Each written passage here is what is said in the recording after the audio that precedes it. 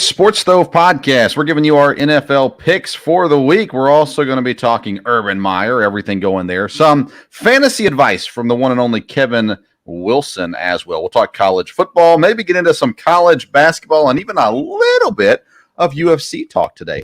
That and so much more. That's what's cooking on today's Sports Stove Podcast. From Belly Up Sports and the Belly Up Podcast Network, you're listening to the Sports Stove Podcast with your host, Vince Stover.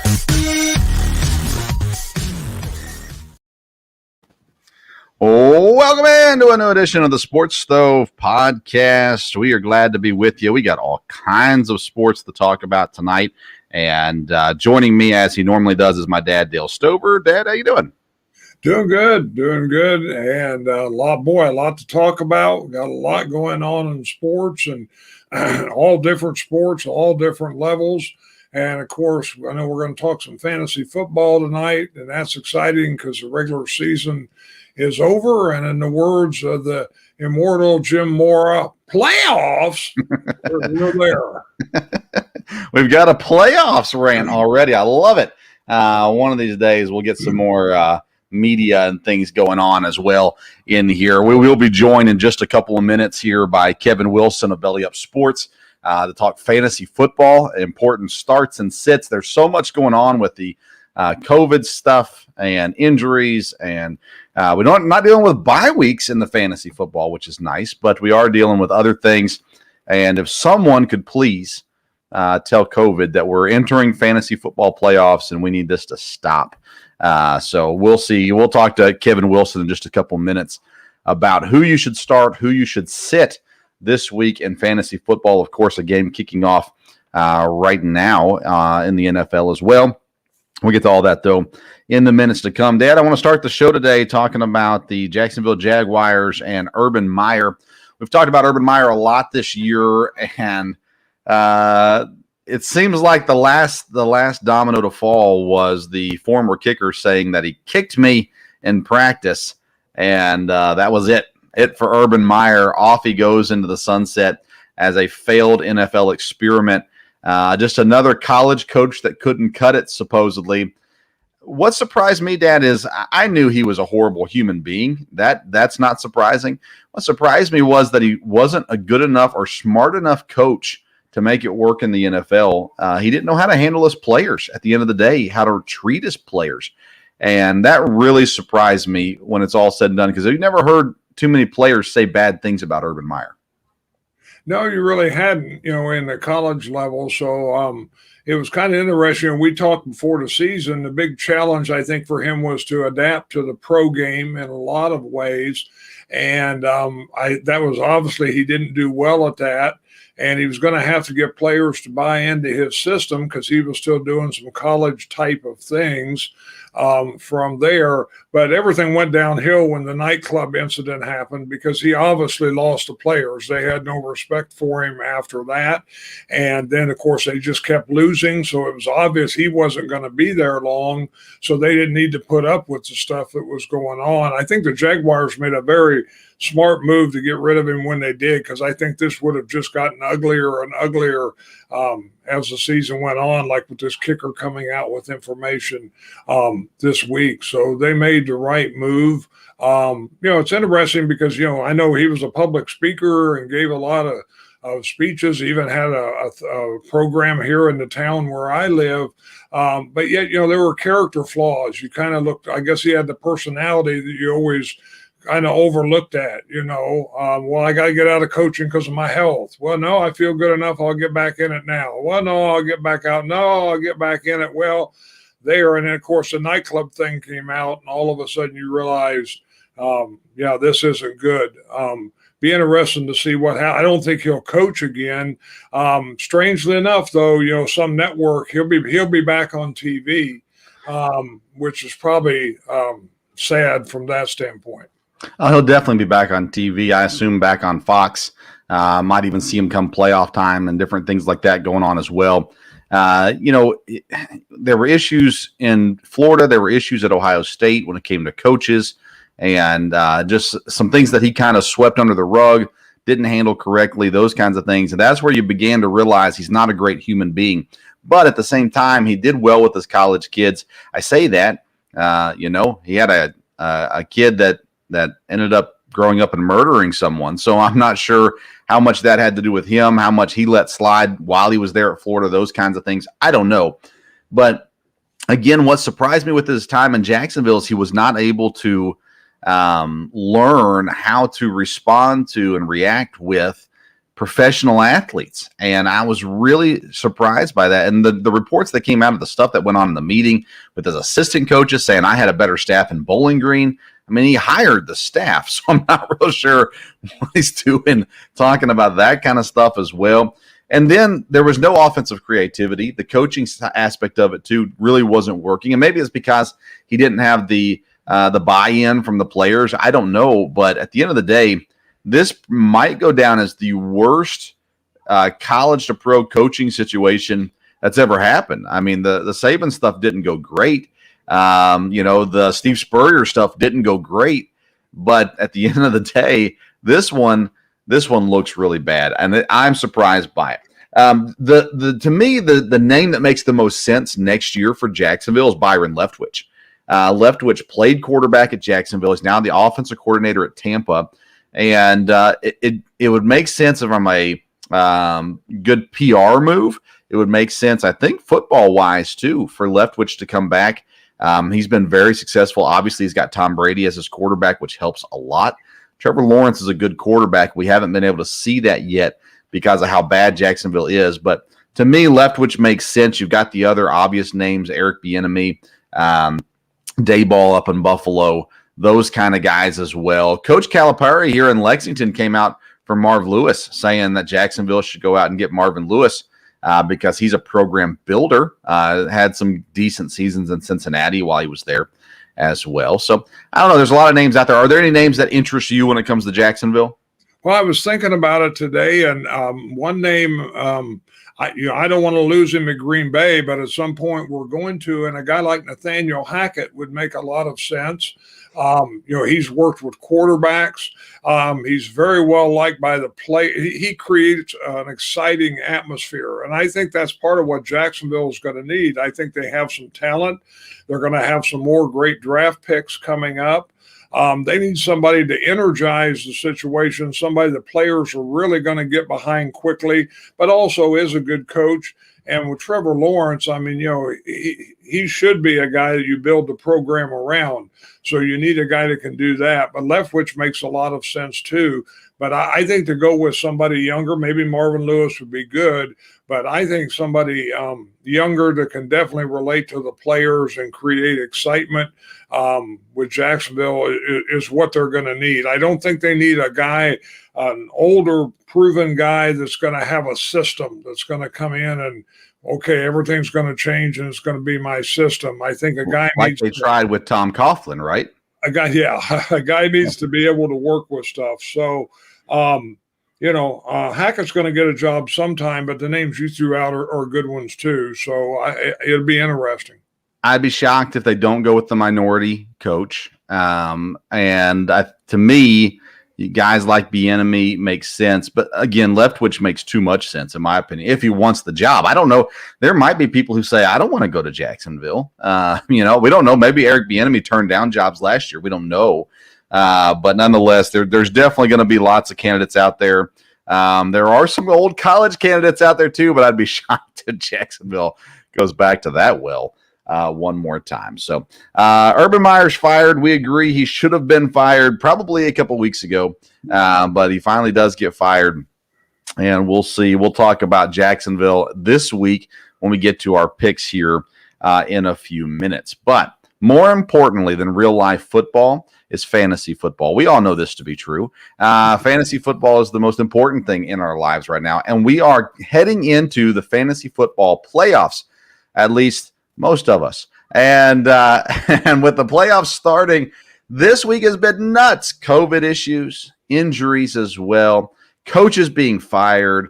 Who in the world should we start and who should we sit? So we bring in our I was going to say old friend, our friend, Kevin Wilson's going to join us now. Kevin, how you doing? I'm doing great, Vince. How about yourself? I'm doing awesome as well. It's good to see you again. Kevin and I co-host a fantasy baseball show during baseball season. And excited to hopefully for that to start up this spring. We'll see how all the lockout stuff goes. But we're here to talk fantasy football today. Kevin writes for Belly Up Sports. He also has his own show on Colorcast as well, and doing his own stuff there also. And like I said, fantasy baseball show on Belly Up Sports, Belly Up Fantasy Sports as well. Kevin, before we get into fantasy football, I want to talk real football. You're wearing your Seahawks jersey. There it At is. the beginning of the season, I told you in our NFL West preview that Seattle was going to have a down year this year, and you didn't like that very much. Are you with me now? Well, I got to be with you, seeing as how they're at the bottom of the division. But, if they were playing the 49ers every week, they'd finish 14-3 because they know how to handle them. And but unfortunately, they're not. And, Russell Wilson was hurt. And then when he came back, it clearly was not okay. And things were not going well at all. They'd lost 5 games in a row for the first time in his NFL career. And the next loss, if they suffer, that'll be his first losing record in the entire time he's been a starter quarterback. So you got to like that. Maybe not this year. You don't like it too much, but it just goes to show what good, how good a quarterback he's been all these years. Will Pete Carroll be the coach next year? Will Russell Wilson be the quarterback next year? Will one of them be gone, or will both of them be gone? Well, the chances of them both being gone are probably pretty high.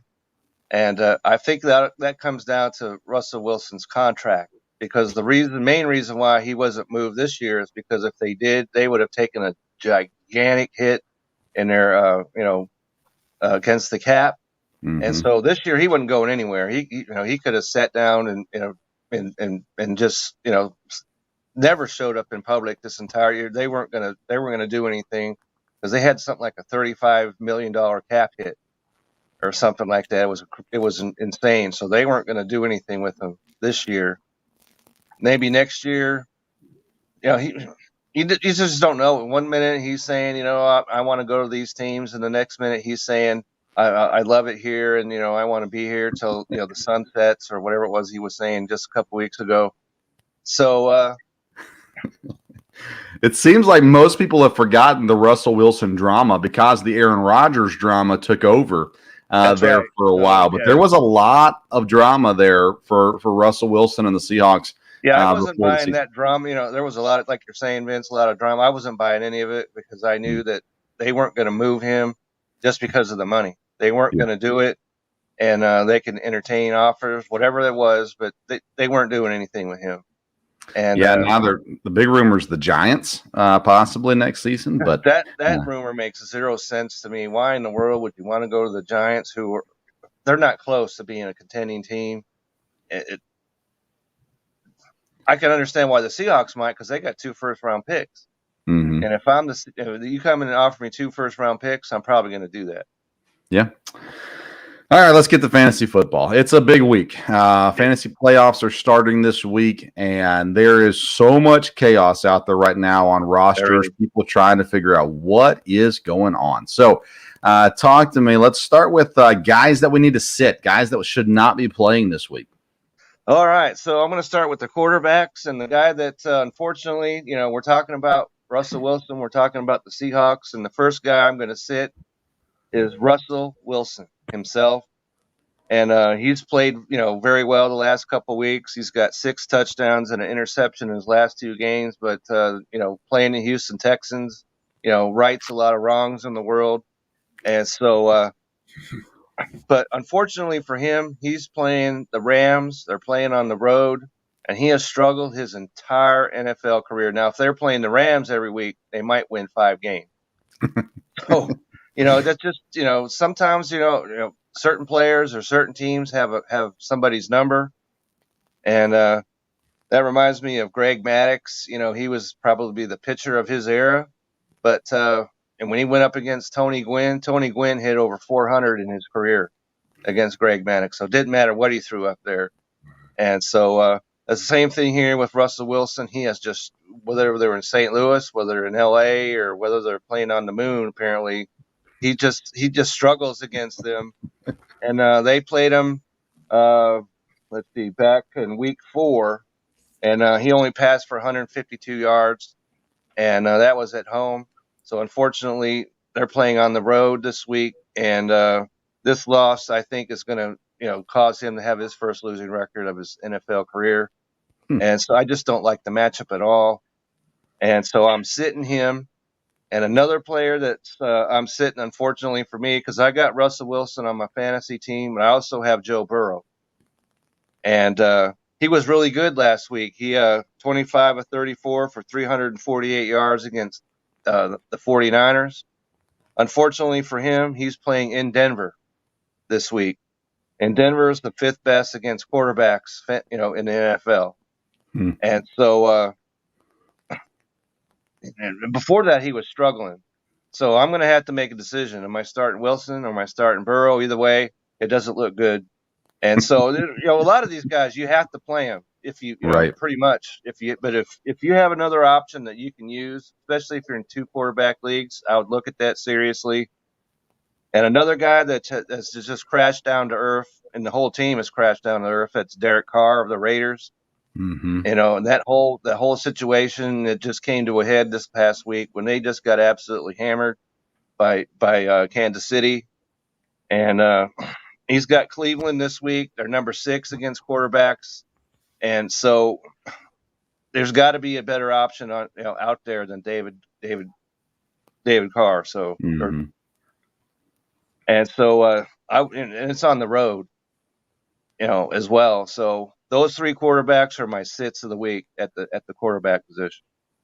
I like it. Let's talk about receivers. There's a lot of action on receivers right now between injuries. Hopkins was announced this week that he's going on the IR. They're hoping to get him back for the playoffs, but he's done. He's been out a lot this season. Yep. Then the announcement came out about Jalen Waddle. He's tested positive or is in the COVID protocol. That kills me in multiple leagues. So I've got to trust some guys on the wide receiver level this week in the playoffs that I'm not excited about playing. So talk to me wide receiver wise, guys that we should sit and guys that we need to play. Okay, so guys that we need to sit, unfortunately you mentioned him, Jalen Waddle. He was at the top of my start list because, they got the Jets, and any team that playing the Jets, just start them. And but as you alluded to, he may play, but I don't see it happening this week. But some players that need to sit. First of all, I'm going to go with Marquise Brown of the Baltimore Ravens, and Lamar Jackson. We're talking about players that may, that were having issues, and he may not play. Tyler Huntley, who's heard of Tyler Huntley? Anyone? We have now, but before this season, probably not too much. But he came in, he played, played pretty decent this past week, but not passing the ball to Marquise Brown. So either one of those guys, he has no TDs since week 7, and he hasn't topped 55 yards in his last 4 games. And so that this is a guy you need to sit. And another guy that I have on my fantasy team, that's Jerry Judy of the Denver Broncos. And, he was hurt for, and everything, and he came back, and everybody's like, yay, Jerry Judy's back. Well, no. His last 3 weeks, he has 11 catches, and that's it. He has no TDs on the season, period, none, 0, zilch. And Teddy Bridgewater apparently, doesn't trust him, whatever it is. He's not throwing to him. Of course, you could sit every wide receiver that Denver has, sit them all. That's what I was getting ready to ask you. I've got Tim Patrick that I picked up late in the season just as a filler for injuries and things like that. And he's had a couple okay weeks, but the last 4 weeks that he's played, 4 points or less. And so I was going to ask you about that. Yeah, all Denver sent them all because, they're playing the Bengals. And the Bengals, been up and down but they're 3rd against the pass. And so that doesn't speak well of that. And another player that's missed games, that's Julio Jones of Tennessee. And, you can talk about their quarterback as well. He's another guy I could have mentioned earlier to sit him. And Ryan Tannehill, of course. Yeah, Julio Jones has no TDs on the season, which shouldn't be a surprise, as even when he was catching 190 passes or whatever it was he was doing, he wasn't getting in the end zone. So that shouldn't. But he's not catching 190 passes this year against Jacksonville. And if you can't do against Jacksonville, you can't do it. And he had 4 catches for just 33 yards. And so you're hurting me, Kevin. I picked up Julio Jones this week. He was available on waivers. I picked him up, and I told my dad, I said, I probably won't even play him. And then Waddle goes down, and now I'm sitting there looking at Julio Jones starting for me in the playoffs. I'm like, oh, no. You know, he's got a great matchup this week against the Steelers. Mm-hmm. And but there's no way that you can put your trust in at all on Julio Jones. Right. And you know, like you say, if you have to, you have to. But you know, he's far down on the list. There's got to be guys that you can put in at wide receiver that I'd have a whole lot more faith in. And a couple of those guys, if you happen to have Darnell Mooney of the Bears. And of course, you wouldn't know that against Green Bay. And you know, of course, you know the Bears actually looked pretty good in that first half against Green Bay, but not so much for Mooney because he had 1 catch for 19 yards. But he's had 121 yards and 123 yards in the 2 games before that. They're not playing the Packers. In fact, they're playing Minnesota, and they're last in pass defense. Now, you know, Minnesota's been known, you know, ever since the Purple People Eaters and all that. So that's really got to, you know, Minnesota cannot be happy with the fact that they're last against the pass. So Darnell Mooney is a guy that I would put out there and trust him, even though, like I said, he had just 1 catch. He shouldn't have just 1 catch this week. And another player, Detroit Lions. You know, this might surprise some guys. That's Amon-Ra St. Brown. You know, if I was to ask the question, what wide receiver has 24 targets in the last 2 weeks, who would that be? I'm pretty sure that St. Brown wouldn't come to the top of anybody's list, but that's exactly what's happened. He has 24 targets, and yet he's turned that into 18 catches in the last 2 weeks. And they're playing Arizona, which may not be that great a thing, but then maybe it is because Detroit will probably have to play catch up. Mm-hmm. And so as you mentioned, they've got some issues on their offense, but you've got no Hawkinson and probably no Swift on Detroit. They've got to play, got to throw it to somebody. So that's great is a good pickup. That's a great fantasy line that everybody must remember. They've got to throw it to somebody. That's right. You got to find the right guy sometimes, but that's a legit thing you got to look at. I want to ask you a team-specific question. The Jacksonville Jaguars, they fired their head coach this week. There could be new energy in the building, things like that. Laviska Shenault is there, and he's had some okay games here and there. They've had injuries to their wide receivers this season as well. James Robinson has not been as good as he was last year. Do you think that James Robinson, Laviska Shenault, or somebody else, even Trevor Lawrence, holds a little bit more value this week, or do you think they still don't have much value? Well, I'm going to tell you right now that James Robinson couldn't possibly, it couldn't get any worse because this past week and how many fantasy points he had, that's a big squadouche. Yeah. All right. And so he goes to the very top of my start list simply because Urban Meyer is now, I'm not going to say he's got a sign that says we'll work for food because obviously he made the cash out of doing what he did. But, I don't understand how this guy only had 6 carries, this past game. And like I said, 0 fantasy points. And I drafted him. And so it definitely pained me to see this going on. It really hurt. And so fire up James Robinson this week. And maybe I'm not so sure about maybe Trevor Lawrence if you're in a 2-quarterback league, but even if you are, there's got to be better guys. He's in a better situation. I think they're all in a better situation now. Yeah. But out of those guys, the only one I'm starting is Robinson. Okay. Yeah, Chenault is a guy I drafted in every league I was in. I've held on to him in a couple leagues. And he's had a couple 20-point weeks, not consistently. But I'm wondering if he'll shine this weekend with Waddle being out. I'm going to give it a go. Dad, any questions specifically for Kevin?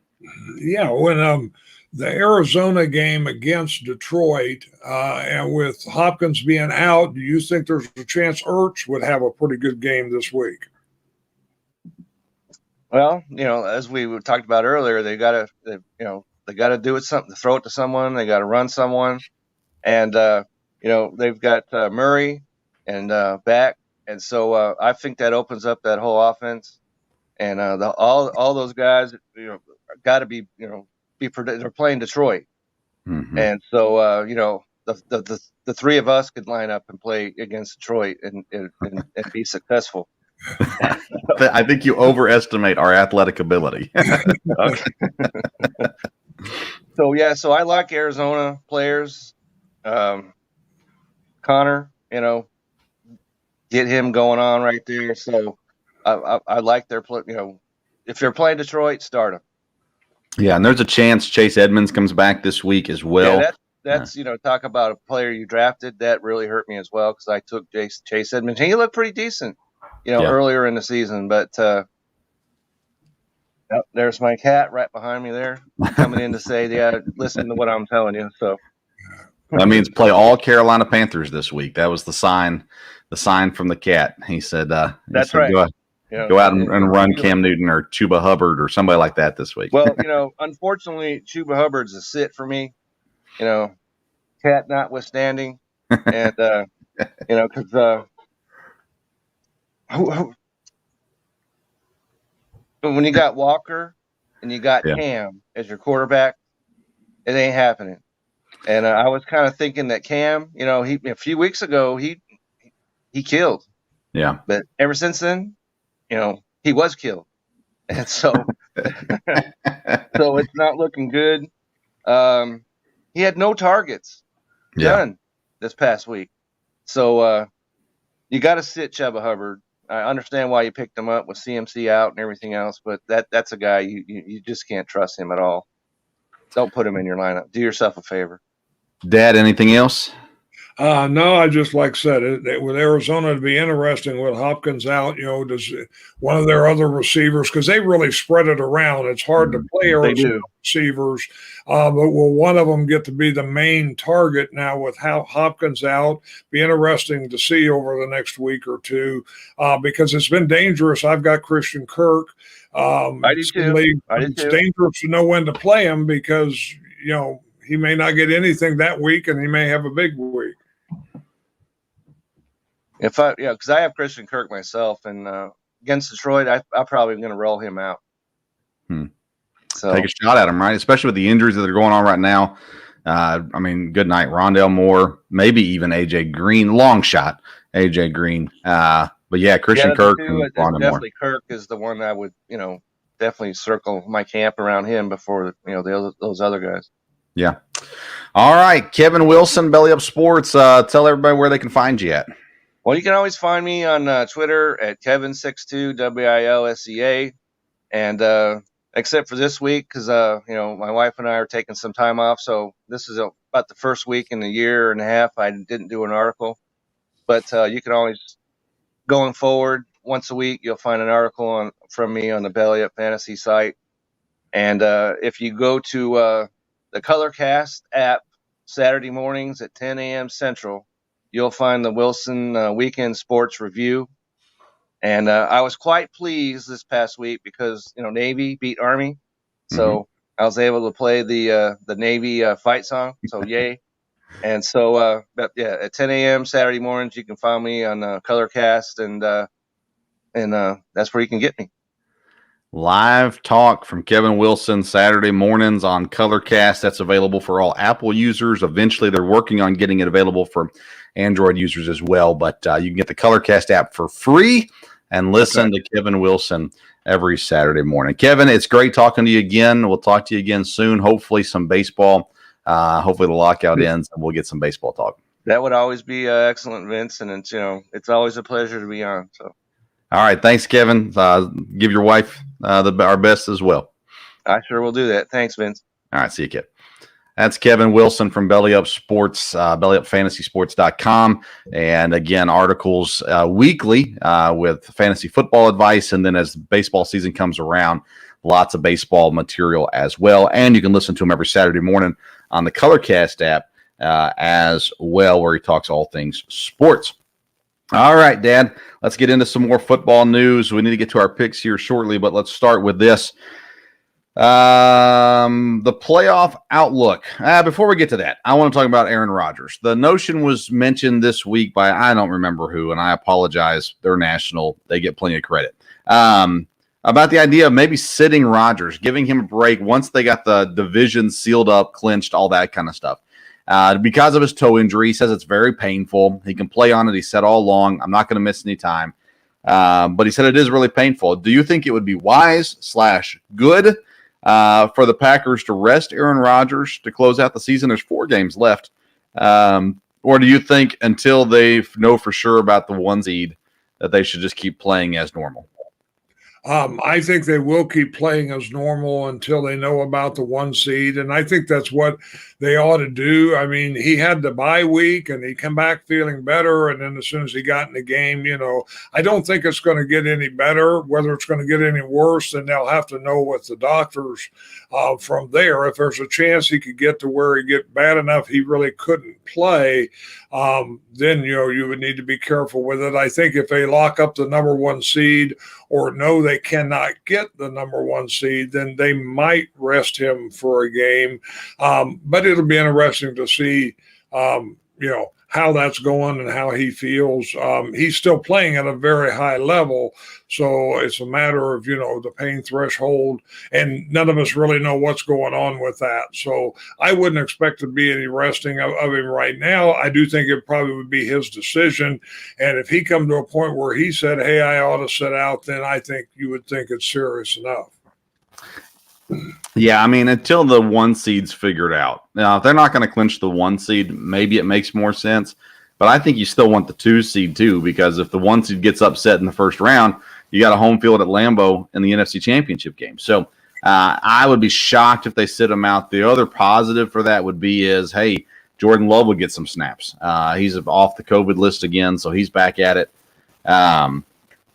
Maybe that works out. I don't know. We'll see. All right, let's a quick playoff outlook right now in the AFC. You've got the Patriots, the Ravens, the Titans, the Chiefs that are in. Then you've got the Chargers and Chiefs are playing right now. You got the Chargers, and then you got the tiebreaker between Indianapolis, Cleveland, Cincinnati, and Buffalo there as well. Miami's still in the hunt as well. We talked about the Patriots last week, so we won't spend time on that. To me, still, the NFC North is the most interesting division right now because you just don't know what's going to happen. You don't know who's going to win the division or how it's all going to shake out there. In the NFC, you've got Dallas, Green Bay, Tampa, Arizona as the division leaders. The Rams at 9-4 and then you've got San Francisco in as well right now with Washington, Philly, Minnesota, Atlanta, New Orleans, all right there at 6-7 as well. So as we're 4 weeks away from the playoffs, not a single team has clinched a playoff spot yet. Does that surprise you? Yes, in some ways, but like I said, we've looked at it. This is going to be quite the shootout the last 4 weeks. I don't think anything's going to be decided at least for a couple weeks. And in the AFC, I don't know that anybody's a guarantee to win their division yet for sure. Probably, unfortunately, Tennessee has the best shot at that. But again, Indianapolis is right there. And, New England looks strong, but you got Buffalo. And, in the North, you have no idea who's going to win that. So it'll be interesting. And the San Diego game will go a long ways tonight. Again, I think Kansas City. But and even after you get past the division winners, it's going to be real chaos in the AFC. And I do think I've said all along that the NFC, that 7th spot is going to be quite the battle. I think it could get settled for the spots above them, definitely the number 5 seed and maybe the number 6 seed. But that last one's going to come down And that'll make for good football because, again, teams are going to be fighting for a spot as long as they've got hope. And it looks like it'll go that right down to the last week. Yeah, I agree with you on all of that. The only exception that I'll make is we won't know anything about San Diego, but we will know about Los Angeles. Yeah, And it happens, right? It's going to happen multiple times between Las Vegas and LA, and then San Diego and LA. We're going to slip it up occasionally. But we do know what we're talking about. I promise we both know the Chargers play in Los Angeles. Okay, Dad, let's get to our picks this week and the games going on this week as well. Interesting slate. Again, the COVID stuff is just causing havoc as well. Let's get started, though. Who's your first pick this week? We were both 3-3 last week, by the way, 50%. That's not too bad. Who's your first game this week? First game, I'm going to take Green Bay and the points. The line may change on that with Kenny Clark being out, or could be out more than likely. And that scares me a little bit. But again, I think Green Bay, Baltimore's been really up and down. And even though it's in Baltimore, I'm going to take Green Bay on that one. Yeah, I picked Green Bay as well. They're 5.5-point favorites over Baltimore. They're at home. No, they're at Baltimore. And but Baltimore's so beat up. Green Bay is playing so well, even with Kenny Clark out. I don't think – I mean, it'll affect the Packers to some degree for sure because he's incredible. But I'm definitely taking Green Bay. I feel very comfortable with Green Bay 5.5 there as well. All right, game number 2. I'll take the underdog. I'll take Cincinnati over Denver. It's in Denver, but again, Cincinnati, if they're going to stay in this, has to win it. Of course, Denver has a lot to play for, too. Bengals are really kind of up and down, but I'm going to go with Cincinnati and 2.5. Yeah, Cincinnati 2.5-point underdogs on the road in Denver. I looked at this one, Dad. I stayed away from it. I was a little too concerned for a number of different reasons. And, Kevin brought it up talking about fantasy football. Denver's been really good against the pass this year as well. Actually, they seem to have gotten a little better after Von Miller left, which is weird. But nonetheless, I stayed away from this one. This one scares me a little bit. I went with a one that's being COVID affected. I'm going to go with Cleveland. They're a 1-point underdog to Las Vegas. I told you many weeks ago, I felt like Vegas, they were just done for. And they might be the better team or at least have the better quarterback this week. But at the end of the day, to me, I really like what Cleveland has. I think they need a win desperately as well. And even though Baker Mayfield spoke out against the league today and their COVID policies, which is interesting, we might get to that. We probably won't. But nonetheless, there might be some league animosity there. But I'm going to go with Cleveland +1 over Vegas. Who's your third game? I'll take the Rams and the points over the cover over Seattle. Rams are only 4.5-point favorites. That's a low line. I understand why you went there. I stayed away from this game, but 4.5 is not much. Seattle is this is kind of their last chance, right? If Seattle loses this game, their hopes of the playoffs are pretty well shot. Not numerically, but realistically. Not a great shot for them if they lose this game, but the Rams at 9-4 are still fighting to get to the top of the division and catch up with Arizona. 4.5 is a good number. I overlooked that one apparently, but that's a good pick. I like that one. My third game is trusty old Washington football team. They're 9-point underdogs against Philadelphia, and Philadelphia's not that good. Washington has played well. And so I thought 9 points is a lot of points. I'll go ahead and go with Washington +9 versus Philly. Your fourth game. I'm going to take Minnesota over Chicago. I think Chicago is just a mess, and Minnesota is still in the hunt for the playoffs. And so I'm going to take the Vikings. Vikings 5.5-point favorites on the road against Chicago. I like the Vikings offense. They've got some real key factors there. I don't like this game for Minnesota, though. I think Chicago comes out of this with the win at home, desperately needing it. Nagy needs something to prolong his stay in Chicago. I think we saw them pull out all the stops against Green Bay early on, trick plays and just different kind of gadgets and gizmos. And I think they beat Minnesota this week. So I stayed away from this game. I did not pick Chicago. I don't like picking Monday night games for whatever reason. But nonetheless, I disagree with you. I think Chicago wins this one. But you go Minnesota 5.5. My fourth game is the Tennessee Titans. I don't take them very often, but they're minus 1 point favorites against Pittsburgh. Pittsburgh is horrible. The Titans aren't that much better of a team. Actually, as I say that, the Titans are now at even. So we're going to change that line to even. It's a pick'em game. I think Tennessee beats Pittsburgh because I think Pittsburgh is horrible. So I'll take Tennessee at the even mark against Pittsburgh. Your fifth game. I'm going to take Atlanta as the underdog against San Francisco. I don't think they'll win, but I don't think 9 points. To me, that one looks good. I think Atlanta will keep a closer of a net. And so I'm going to take Atlanta and the points, but I'm not sure they'll win. Yeah, I'm with you. 100%. I picked Atlanta as well. 9.5 point underdog to San Francisco. Atlanta's been playing better as of late. Actually, Atlanta is even in the playoff hunt right now, which is crazy to think about. They come off a win over Carolina, 29-21 last week. They lost the Tampa the week before, but then they beat the Jaguars the week before that. I think Atlanta keeps this one close, and I'm with you. I picked Atlanta as well. All right, your last game for the week. That one is a tough one because I'm going to have to take a team with a high point spread, and really there's two of them that I think will both win. But I'll go ahead and go with Buffalo over Carolina. All right, Buffalo. They are a 10.5 point favorite right now against Carolina. Carolina has looked really bad. Buffalo has not looked that much better, though, either. They are a better team, no doubt. I stayed away from this one because of my fear. I just don't know what's going on in Buffalo right now. My last pick, Dad, I'm going with the Houston Texans. Plus 4.5 against Jacksonville. I could not believe Jacksonville was favorited. Actually, that number's now up to 5. Jacksonville favorited by 5 points. Shocks me. With everything that's happened this week, I know Houston's not good, but I think they can hang with Jacksonville at the very least. Any thoughts on that game? Well, I had that game picked early on, and then when the Urban Meyer stuff hit, you just don't know. Is Jacksonville going to play inspired?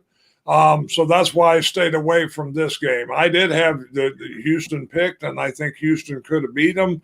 But I don't know what's going to happen. Is Jacksonville just going to be totally bad as they have been, or is there going to be some inspiration here because of what happened? So that's why I stayed away from that one.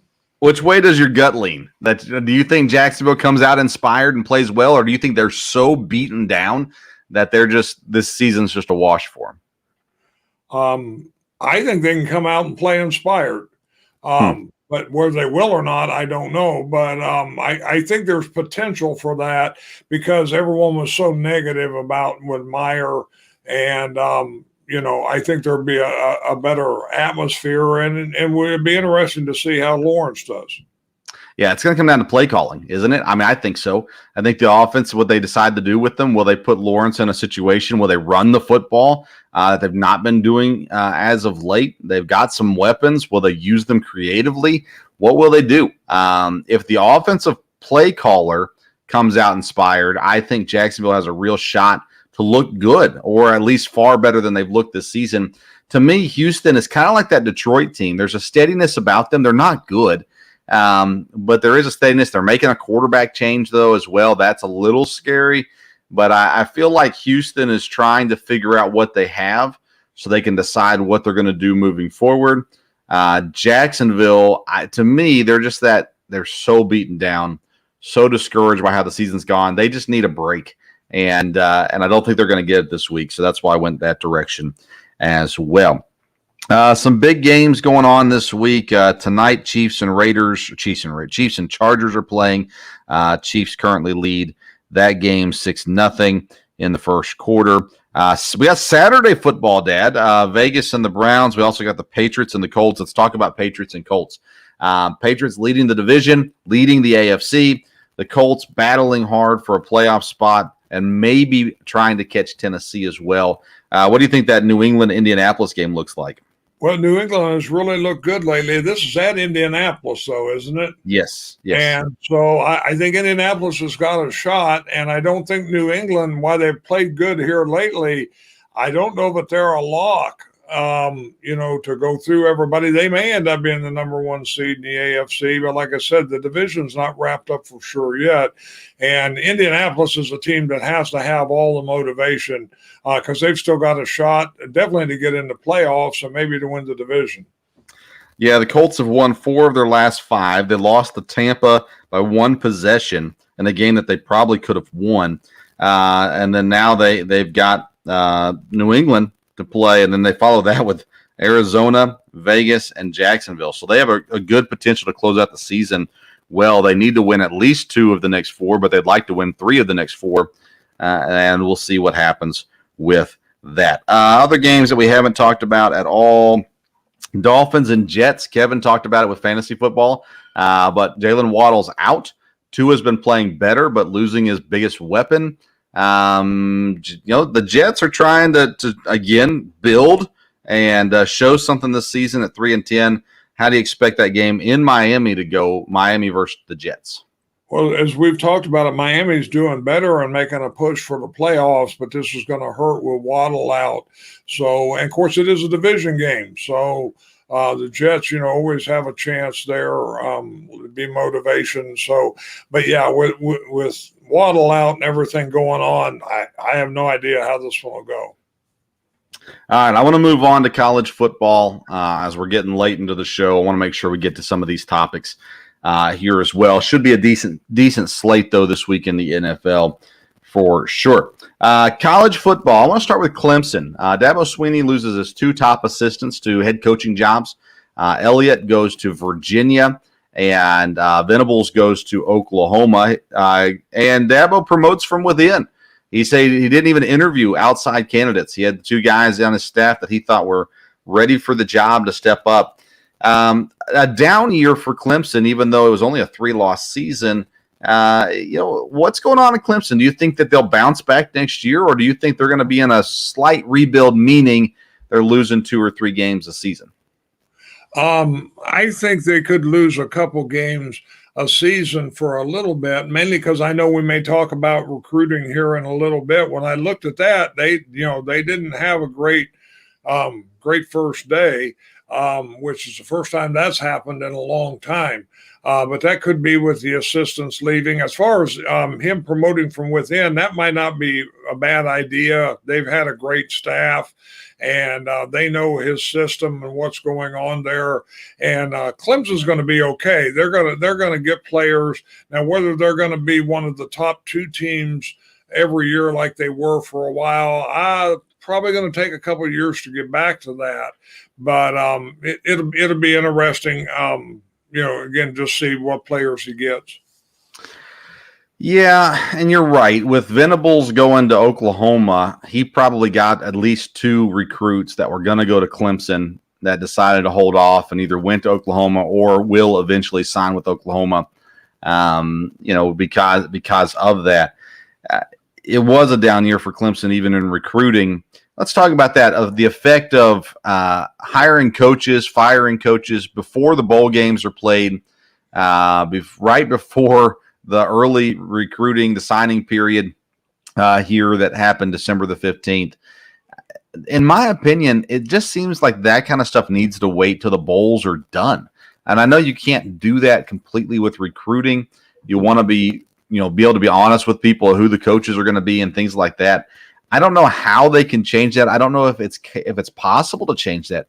It just seems like the hiring process happening right at the end of the season and right before the early signing period. Man, it seems like really bad timing. Well, it definitely is going to be for the bowls. I mean, it's going to throw things off from there. But again, I mean, the way it's set up now, your championship bowls are the only ones that really matter. So people aren't worried about that from there. And you're right, with recruiting, you do want kids with having the early signing period. You want kids to know who the coach is going to be. So it is going to affect the bowls, but that may be the lesser of two evils. Yeah, and you said it. There's basically two bowls that matter, and it's the college football playoff bowls. And outside of that, I've changed my mind on this, Dad, because we've watched as guys are skipping bowl games to prepare for the draft. The Michigan State running back came out today and announced that he was going to do that. There have been others as well. And when that first started being a thing where star players were sitting out bowl games to prepare for the draft, boy, I went off. They're selfish. And how in the world? They made a commitment. They need to fulfill the commitment, all that kind of stuff. But I've changed on that over the last couple of years because now I look at it and realize the bowl games don't matter. They matter for money for the university. They matter for resume to some degree for the coaches. But the only games that matter, the only bowl games that matter are the playoff games. And that should extend in the years to come. But right now it's, what do I care if a kid doesn't play in a bowl that just doesn't matter? It doesn't really matter. And it's a great opportunity for the guys next year that are going to be on the team next year to get some playing time in a big game as well, and have all that. Let's talk about the transfer portal. We've both said this is probably not long term going to be great for college football. It's going to affect the fan bases. It's going to affect how people view it. I admit, Dad, I'm kind of leaning more positive on the transfer portal than I thought I would, but I want to get your thoughts on it. Pros or cons, good or bad. The rule is that every player can one time transfer to a school without having to sit out a year. Your thoughts on the portal, and do you think it's good or bad? Well, I think it'll take another year or two to see where the fallout comes from it. Again, I really came to my mind when the recruiting thing happened, or when we had the early signing period. That really changes things. A kid, before, boy, I'm going to go to this school and that's where I'm going to be. Well, now that's not true. He can sign, and if it doesn't work out, if he can't beat out the other two running backs, he can go somewhere else. And I'm sure the colleges look at it, the coaches the same way. Boy, I've got this kid now. I've got him for 3 or 4 years. That's not true. So the portal, I think, really changed the recruiting thing, and we'll see how that falls. Yeah, it's got to change the coaches' pitches. They've got to be able to talk to a kid and know, hey, here's the deal. You're going to come in, you're going to compete, but I can't promise you a job. In the past, they could say, I'm going to promise you you're going to come in and you're going to play as a freshman. If they don't, what are the kids going to do? They're stuck there. Now they're not stuck there. So the coaches have to be more honest with the recruits and tell them exactly not what they want to hear, but what the truth is as well. It provides a free agency of sorts in college football. And to me, it's a really neat opportunity for fan bases to help recruit and for some big players to change places. And, it's intriguing. I think there's over 1,000 football players in the transfer portal this year. That's crazy. That's a lot of guys moving schools or looking to move schools. Not all of them will get new opportunities and they'll end up back where they were. But nonetheless, it is affecting college football.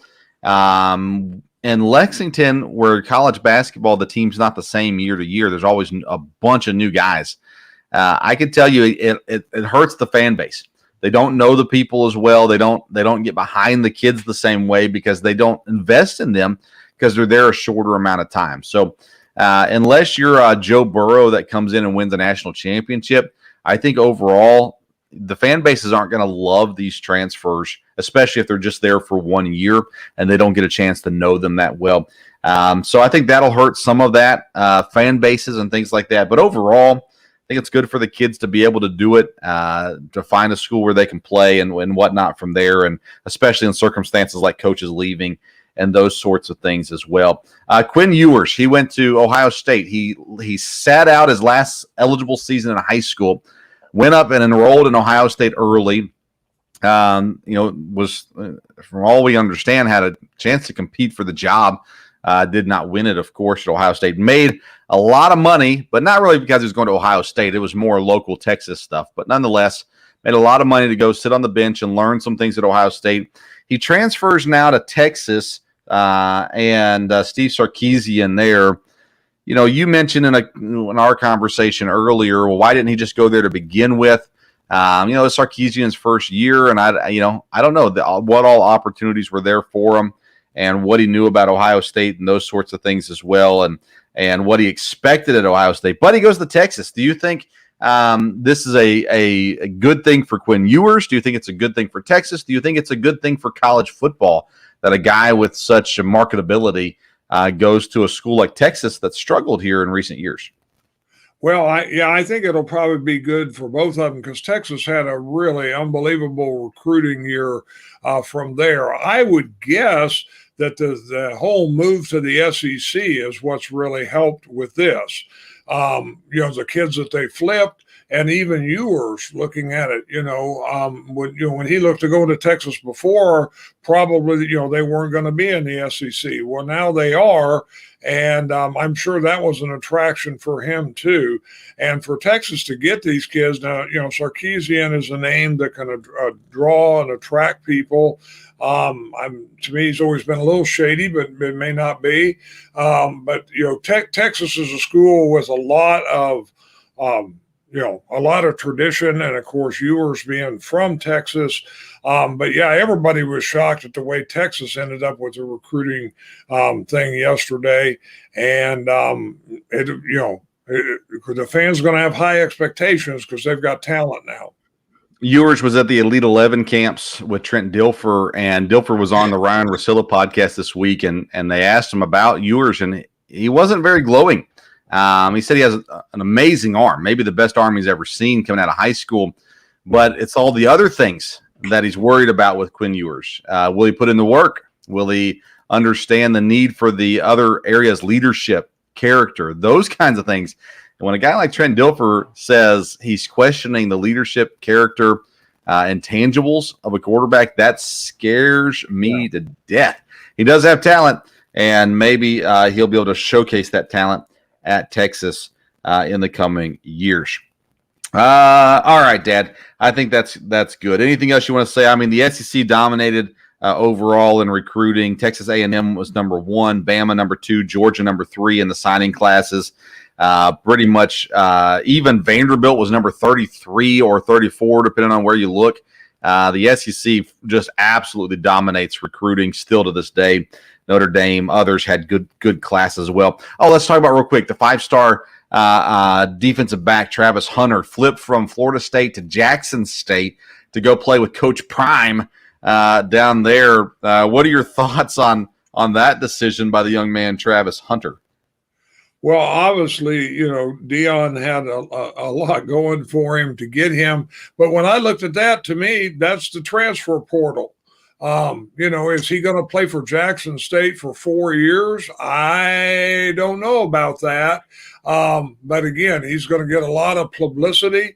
And again, I think for kids to go to schools that aren't maybe the top schools where they're really going to showcase their talent, they're really going to dominate.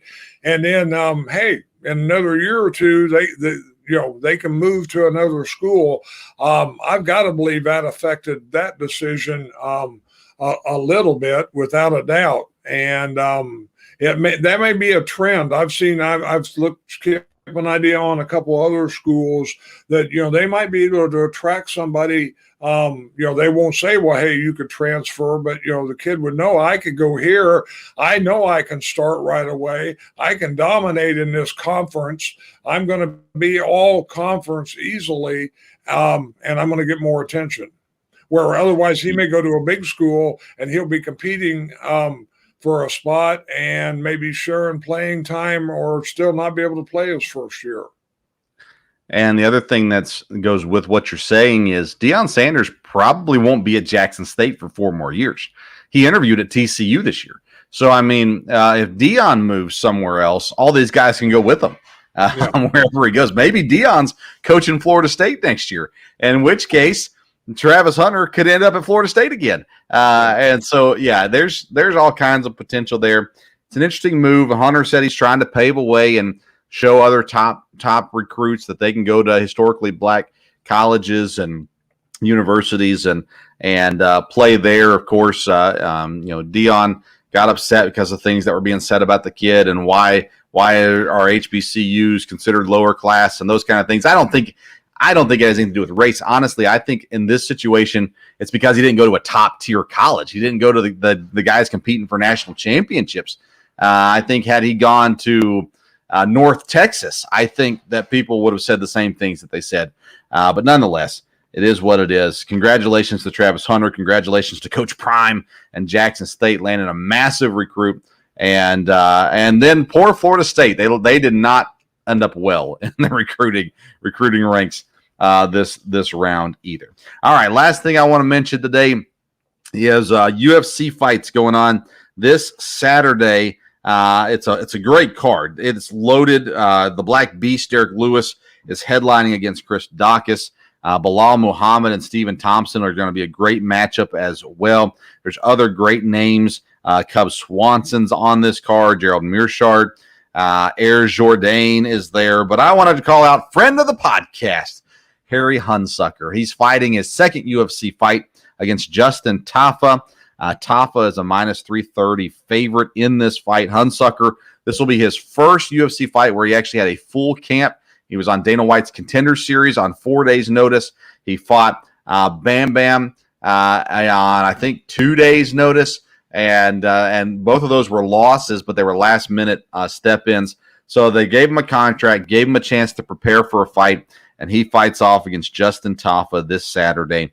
And so I would encourage you, support Harry Hunsucker, Harry the Hurricane Hunsucker, as he fights on Saturday out in Vegas there, and should be a good fight. And we're cheering for you, Harry. Good luck, and hopefully you're coming back to with a win under your belt there this weekend as well.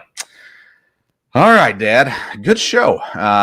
Thank you, everybody, for tuning in today. Lots to talk about in the sports world. We didn't quite get to everything on our list, but we'll call it a show with that. A reminder, every Wednesday we drop an episode called The Local Hour, heavily covered on EKU football. We've got this past week we interviewed head coach A.W. Hamilton, and then star guard Jamaru Brown came on. Great conversation with Jamaru, by the way. He's an excellent young man, and grew up in Raleigh. Idolizes John Wall, plays very similar to him, and whatnot. It is a really, really good interview there, I think, at least. And A.W. Hamilton is a fun coach to talk with as well. Great job there.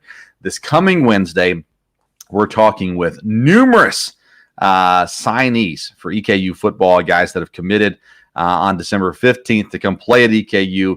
Right now, I think we have 5 of them lined up, possibly up to 8 guys that we're talking to this week. So it'll be a fun show, welcoming in the new class to EKU as well. We got our picks. We'll post those on social media for you this weekend for the NFL as well. And we're getting close to Christmas, and we'll have to figure out our Christmas schedule, Dad, for next week. But nonetheless, thank you so much for tuning into today's episode of the Sports Stove Podcast. Follow us on social media, on Twitter and Instagram. There it is, at Sports Stove right there. You can follow us on Facebook, YouTube as well. Like, subscribe, share, tell the world about the Sports Stove Podcast. We greatly appreciate it. Thank you so much for tuning into today's episode of the Sports Stove Podcast. Until next time, we'll see you around the sports.